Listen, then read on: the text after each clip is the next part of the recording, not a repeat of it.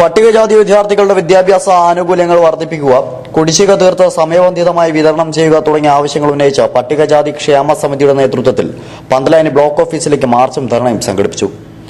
CPM ജില്ലാ secretariat അംഗം P Vishan master ധർണ ഉദ്ഘാടനം ചെയ്തു. ലപ്സം ഗ്രാന്റുകളായി ഇപ്പോൾ ലഭിക്കുന്ന തുക ഉയർത്തുവാനാവശ്യമായ നടപടികൾ സർക്കാർ കൈക്കൊള്ളണമെന്ന് പി വിഷൻ മാസ്റ്റർ ആവശ്യപ്പെട്ടു.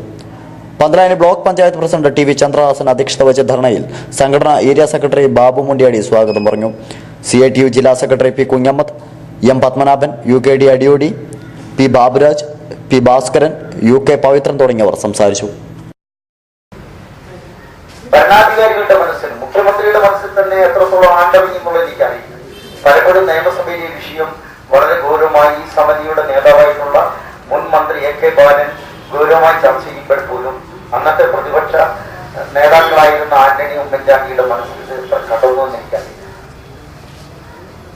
ഇന്ത്യയിലെ പിന്നോക്കം നിൽക്കുന്ന ജനവിഭാഗം, വാങ്ങാൻ ശേഷിയില്ലാത്തവർ, ഭൗതിക വളർച്ച ഉറപ്പുവരുത്താത്തിട്ടുള്ളവർ, അവരെ ഒരു പട്ടികയിൽപ്പെടുത്തിയിട്ടുണ്ട്, ഒരു പ്ലാനിൽപ്പെടുത്തിയിട്ടുണ്ട്.